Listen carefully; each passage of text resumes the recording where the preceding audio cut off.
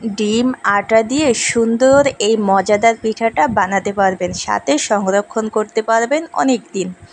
Hello guys, আসসালামু আলাইকুম। প্রথমে আমি একটা বল নিয়ে নিলাম। বলে একটি ডিম দিয়ে দিলাম, সাথে 1 কাপ চিনি নিয়ে নিলাম। এবার ভালো লাগার জন্য আমি কিছু কালিজিরা দিয়ে দিচ্ছি, আপনারা দিতেও পারেন নাও দিতে পারেন। তারপর এটাকে ডিম আর চিনিটাকে আমি কিছুক্ষণ গুলিয়ে নেব। গুলিয়ে নেওয়ার পরে এখানে 1 কাপ পরিমাণ আটা দিয়ে দিচ্ছি।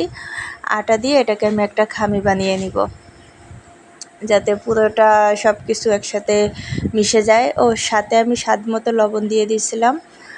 এই যে দেখেন আমার আটার খামিটা রেডি। একেবারে নরমও হবে না, শক্তও হবে না, যেভাবে রুটি বানানোর জন্য কাই করি ওইভাবেই। তো এখন আমি এটাকে বেলে নিচ্ছি। হালকা একটু আটা দিয়ে বেলে নিব, বেশি আটা দিলে আবার তেলের সাথে ওটাকে হয়ে যাবে। অল্প আটা দিয়ে আমি এটাকে বেলে নিব। এবার ইচ্ছা অনুযায়ী আপনি যেভাবে ডিজাইন করতে চান ওইভাবে ডিজাইন করে নিতে পারবেন বা কেটে নিতে পারবেন। তো আমি কুকি কাটার মানে বিস্কুটের মোল্ড যেটা বলে বিস্কুট কাটি, সেইটা দিয়ে আমি কেটে নিলাম। এবারে আমি এটাকে তেলে ভেজে নিচ্ছি। তেলটা যখন হালকা গরম হয়ে আসবে ওই পর্যায়ে আমি এগুলো দিয়ে দিয়েছিলাম। বেশি গরম হলে তখন দিলে এটা এক পাশ কালো হয়ে যাবে বা পুড়ে যাবে, এই জন্য আমি হালকা তেলে ভেজে নিচ্ছি।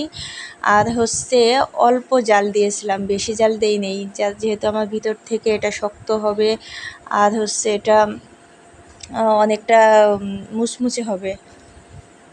এই যে দেখেন ভাজা শেষ। এবং অন্যগুলো আমি আস্তে আস্তে এভাবে ভেজে নিচ্ছি।